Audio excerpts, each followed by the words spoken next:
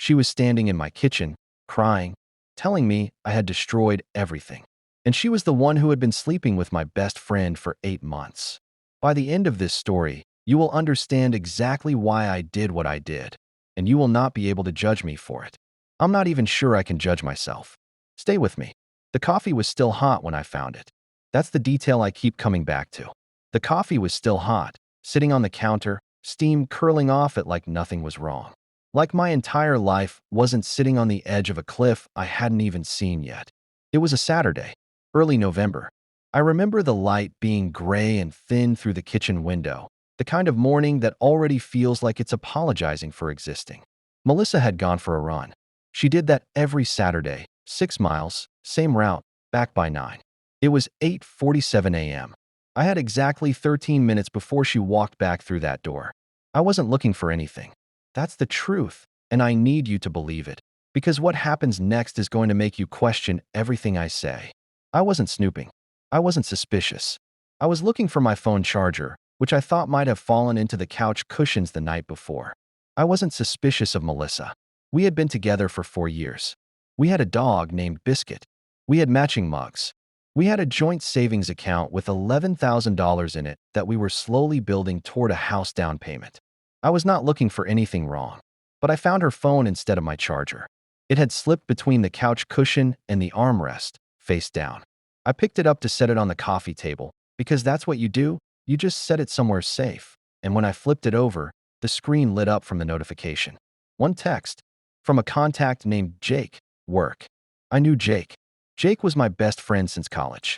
Jake had been in our wedding. Not our wedding, we weren't married, but Jake had been at every birthday, every holiday, every barbecue. Jake had sat across from me at Thanksgiving 6 days earlier and eaten turkey and talked about his fantasy football team and looked me directly in the eyes. The text said, "Last night was everything. I can't stop thinking about you." I stood there. I just stood there. The coffee steamed on the counter. Biscuit walked in from the bedroom, wagged once, then walked back out like he already knew this was not his moment. And I stood in my living room holding my girlfriend's phone, reading a text from my best friend and feeling absolutely nothing. That's the part that scared me. The nothing. It lasted maybe 4 seconds. Then it hit me all at once. Like every feeling I was supposed to have, those 4 seconds came crashing in at the same time, and I had to grab the back of the couch just to stay upright. I didn't read more. I should have. I didn't.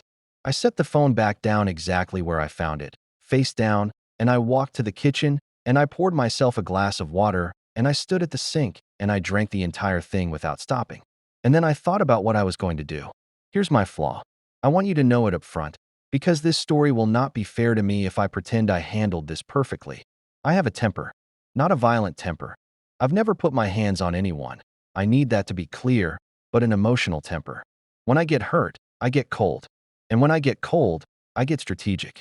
And when I get strategic, I stop thinking about what's right and I start thinking about what will make the other person understand exactly how much damage they've done. That instinct is what got me into trouble. But I'm getting ahead of myself. Melissa came back at 9:03, flushed from the run, ponytail damp, smiling at me from the doorway like she was in a shampoo commercial. She said good morning. She asked if I wanted to go get brunch. She walked past me into the kitchen and poured herself a glass of water, and she had absolutely no idea. I smiled back. I said sure, brunch sounds great. I asked where she wanted to go, and somewhere in my chest, something I had spent 4 years building went completely quiet. I gave it 3 days before I said anything. 3 days of sleeping next to her. 3 days of meals and conversations, and watching TV on the couch with Biscuit between us. 3 days of her laughing at things on her phone, and me watching her face and thinking, is she laughing at him? 3 days of smiling at the right moments and saying the right words and dying very quietly inside. I'm not proud of those 3 days. I should have confronted her immediately. I know that. But I told you, when I get hurt, I get cold. And cold means I need information before I act. Cold means I need to understand the full shape of the thing before I decide what to do with it. So I watched, and I noticed things I had explained away before. The Thursday evenings, she worked late. She had told me her department was in crunch time on a project. I had believed her. I had even felt guilty about not doing more around the apartment while she was exhausted. Now I counted backward, 6 Thursdays in a row. I thought about the crunch time project. I thought about Jake, who had texted me 3 of those same Thursdays saying he was busy, couldn't hang. I thought about last Christmas. Jake had given Melissa a book she mentioned wanting, a specific, obscure novel she had brought up once in a group conversation. I had thought it was thoughtful. I had told him he was a good listener. Now I thought about how well a man would have to be paying attention to remember something like that. How much he would have to care. I thought about 6 months ago when Melissa and I had a bad fight. The kind of fight where words get said that take weeks to fully undo. She had stayed at a friend's place. Mia, she said. She had come back 2 days later quieter and somehow more settled, like she had processed something. I had assumed she'd had long talks with Mia. I had been grateful for Mia. I wondered if Mia knew anything about any of this. On day 3, I called Jake.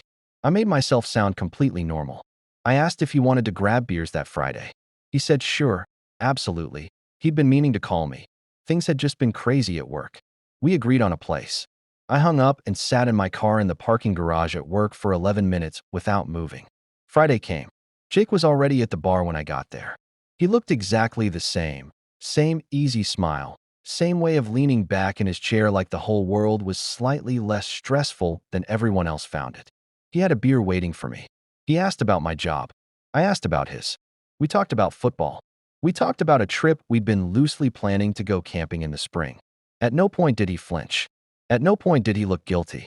At no point did he do anything except be exactly the friend I had known for 8 years. That made it worse. That made it so much worse. Because I had a recording running on my phone. I know exactly what you're thinking. And you're right to think it. But I need you to understand. I wasn't going to use the recording against him. Not then. I was using it as a crutch. I needed to know that if he said something, I would have proof. I needed to feel like I had some control over something. He didn't say anything incriminating. Of course he didn't. He wasn't going to confess to his best friend over beers while the best friend sat there with no apparent reason to be upset. He talked about a woman he was sort of seeing, some vague, unnamed woman who he was not sure where it was going. He grinned when he said it. The kind of grin that's supposed to seem private and sheepish. I took a long sip of my beer. I said, "That's great, man. You seem happy." He looked me right in the eyes and said, "I really am." I drove home that night at 11:43 p.m. with one hand on the wheel and the radio off. And I made a decision. I want to stop here for a second and tell you the thing I did that I'm least proud of. Because I could tell you I confronted Melissa the next morning, calm and clear, showed her the text, gave her a chance to explain. That would have been the right thing. That is what a healthy person with good emotional regulation would have done. I did not do that. What I did, and I'm telling you this because this story doesn't work if I pretend to be the hero, what I did was go into her email account. She had told me her password 2 years earlier. We had been traveling, and she asked me to check a confirmation email for her. I hadn't used it since. I didn't even consciously remember it until I was sitting at my laptop at midnight while she slept, and my hands typed it in like muscle memory. I'm not going to justify it. I'm just going to tell you what I found. The emails went back 11 months. 11 months. Not 8. Not 6. 11. Before the Project Crunch. Before the bad fight where she stayed at Mia's. Before our last anniversary, which we had spent at a nice restaurant where she cried a little because she said she was so grateful for me. Before all of it. The emails were, I don't have a word for what they were. They weren't just romantic. They weren't even just explicit, though some of them were that too. They were intimate in a way that made me feel like a stranger in my own relationship. She told him things in those emails. Things she had never told me. Fears. Regrets. Things from her past she said she'd never shared with anyone. Things I thought were mine. That was the moment that broke me. Not the physical betrayal. The intimacy. The sense that for almost a year, the person I came home to every night had been saving her most real self for someone else and giving me the performance. Thumbnail moment. She hadn't cheated on me with her body. She had cheated on me with her soul. I closed the laptop. I went to bed. I lay next to her in the dark and listened to her breathe, and I thought, who are you? I didn't sleep. In the morning, I got up before her. I made coffee. Both cups. Old habit. And I sat at the kitchen table, and I waited. She came out at 7:30. She saw both mugs and smiled. She sat down across from me and wrapped her hands around her mug and said, "You're up early." I said, "I know." She looked at me. I said, "About Jake." The color left her face so fast it was like watching a light switch off. She set her mug down very carefully, like she was suddenly aware that her hands needed to be still. She didn't say, "What about Jake?" She didn't say, "What do you mean?" She didn't try to run any of the opening moves of the person who has been caught and is buying time. She just sat very still and looked at me, and the silence between us lasted so long I could hear the refrigerator hum. Then she said, "How did you find out?" I told her about the text. I told her about the emails.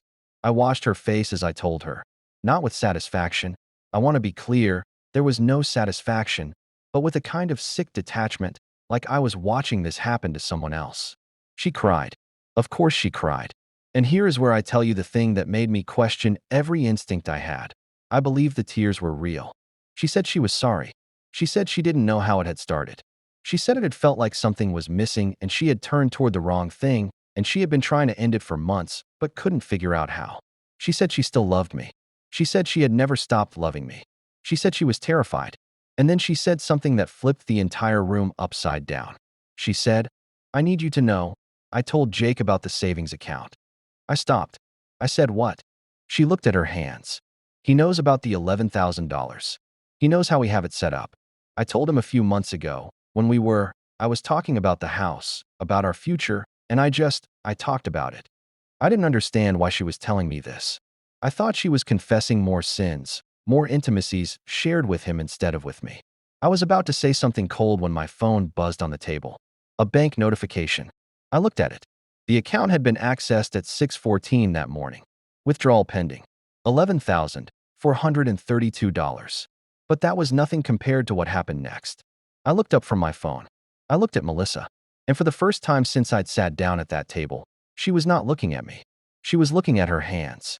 Very deliberately. And I understood. I said her name. She didn't look up. I said it again. Quiet. Cold. She looked up. And her eyes were not the eyes of someone who had been caught. They were the eyes of someone who had already done the math and decided the math worked out. I said, "You told him about the account this morning." She said nothing. I said, "You told him we were having this conversation this morning." Her jaw tightened. I said, "Did you know I was going to confront you today?" And she said, and I will hear this sentence for the rest of my life. She said, "I saw the laptop. I saw the browser history. I knew you'd found the emails." She had known. She had known since yesterday. And she had made a phone call. And Jake had moved the money. They had planned this. The cheating, maybe that had not been a plan. Maybe that had been something that grew slowly in the dark the way rot grows in wood. But this had been a plan. And she had sat across from me and cried real tears and talked about missing something and turning toward the wrong thing. And the whole time, $11,000 was being quietly slid out from under me. I stood up from the table. I said, "Get out of my apartment." She didn't move. I said, "Get out. Right now? You have 10 minutes before I call the police." And then she stood up. And she looked at me. And she said the words that are why I'm telling you this story. She said, "You ruined my life." I want you to sit in that for a second. She said I ruined her life. I didn't say anything. I couldn't. I just looked at her. I think I might have actually laughed. Not a funny laugh. A broken one. The kind that comes out when your brain stops knowing what else to do with information. She said, "You went through my private emails. You violated my privacy. You didn't come to me like an adult. You snooped, and you recorded a conversation with Jake without his consent, and now you're threatening to call the police, and you think you're the good person in this room." I thought about what she had said. I want to be honest with you about this moment, because this is where it got complicated. She wasn't entirely wrong. I had gone into her email without permission. I had recorded Jake without consent. Legally, depending on the state, that recording was murky, and I had not come to her like an adult. I had gone cold and strategic, and I had spent 3 days building a case instead of having a conversation. Did that make what she had done okay? No. Did it make me a pure victim? No. And she knew it. She knew exactly where my edges were, because she had spent 4 years learning them. And she was using them. Right now. In real time. Standing in my kitchen with $11,000 being wired somewhere. Looking at me like I owed her an apology. This is the moment every person who has ever stayed too long in the wrong place knows exactly what she was doing. I called the police anyway. The next 6 weeks were the worst of my life. The police were complicated. The money was in a joint account. Joint accounts are, legally, exactly what they sound like, joint. Unless I could prove fraud or coercion, the money was as much hers to withdraw as it was mine. Jake had not technically stolen anything. Melissa had authorized the transfer. The detective I spoke with was sympathetic but clear. This was a civil matter. I called a lawyer. The lawyer was expensive. She laid out the situation plainly. If I could prove the withdrawal was done in bad faith, that Melissa had deliberately misled me during our confrontation while knowing the money was being moved, I had a case. It would cost me money to pursue and might take a year, or I could walk away. I spent 2 weeks trying to decide. Mia called me during that time. Melissa's friend, the one she had supposedly stayed with during our fight. I didn't answer the first time. The second time, I answered on reflex while I was washing dishes, and Mia was already talking before I could hang up. She said, "I need you to know I had no idea. I thought she was actually staying with me during that fight. She texted me from Jake's and asked me to cover for her if you asked, and I said no, and I stopped speaking to her for 2 months, and she told me I was being dramatic." I stood at my sink with water running over my hands. Mia said, "I also need you to know she talked about leaving him too. Jake." I think she was genuinely confused. I don't think she's a monster, but I think she made choices that were monstrous. I thought about that. Mia was trying to give me something nuanced, and I didn't want nuanced. I wanted a villain. I wanted this to be simple. It wasn't simple. Jake sent me an email 3 weeks after everything happened. It was long. He explained that he had fallen for Melissa gradually and had hated himself for it and had tried to stop multiple times. He said the money transfer had been Melissa's idea and he had transferred it into an account with both their names and would return my half. His words, my half, immediately if I gave him an account number. I didn't respond for 8 days. Then I gave him an account number. The money came back, my half, $5,700, within 24 hours. I sat looking at the deposit notification for a long time. Because here's the thing. Here's the thing that has kept me up at night since this happened and will probably keep me up for years. Jake gave the money back. Not Melissa. Jake, who had betrayed me, who had looked me in the eyes across a bar and smiled about the woman he was seeing. Jake returned the money. Melissa did not. I have not spoken to Melissa since the morning I told her to leave. I did speak to Jake once more, on the phone, awkward and short. He said he was sorry. I said I knew. I said I didn't know if sorry was enough. He said he didn't know either. We hung up. I don't know if I'll ever talk to him again. I don't know if the 8 years of friendship can be rebuilt from whatever's left of the foundation. I don't know if I even want to try. What I know is this. I still think about what Melissa said. I can't stop. Even now, even knowing everything. I know she was partly weaponizing it, using my own flaws against me in that moment to destabilize me enough to buy time. I know that. But I also know she wasn't entirely wrong about what I did. I went into her email without consent. I recorded Jake. I spent 3 days playing chess instead of having a conversation. Does that justify what she did? No. Does that mean I get to walk away from this a clean hero? Also no. And maybe that's the thing that's hardest to live with. Not her betrayal. Not Jake's. But the fact that when it counted, I chose strategy over honesty. I chose to build a case instead of have a conversation. I chose cold over courageous. And in doing that, I handed her the one weapon that could actually draw blood. I still don't know what the right move would have been. I still don't know if I could have done anything differently and gotten a different result. I still don't know if any of us were really who we thought we were. Biscuit is with me. That's something. He sleeps on the empty side of the bed now, and I let him. He doesn't know why the apartment got quieter. He doesn't know why his other person stopped coming home. He just knows he should probably stay close to me. He's probably right about that. Let me ask you something, and I want you to really think about this, not just feel it. When she said, "You ruined my life," she was the one cheating. That much is clear. But I also violated her privacy. I recorded her friend. I played cold and strategic for 3 days instead of being human. I handed her the ammunition she used against me. So here's the question that I cannot stop sitting with. Is there a version of this story where I'm not partially responsible for how it ended? And the harder question, if someone betrays you first, do they lose the right to complain about how you react? I've been turning this over for months, and I still don't have an answer. I'm not sure there is one. Not a clean one. Not the kind you can put on a wall and feel good about. What do you think? I mean that. Drop it in the comments. Not just who was wrong. I think we all know who was more wrong. But what should I have done in that first moment, when I found the text and the coffee was still hot, and I had 13 minutes before she walked back through that door? Because every time I imagine doing it differently, I end up in a different kind of pain. And I'm starting to think maybe that's just what betrayal does. Maybe the only way out of it is through, messy and imperfect and human. I've been thinking about this for months, and I still don't have a clean answer. Drop your thoughts below. I read every single one.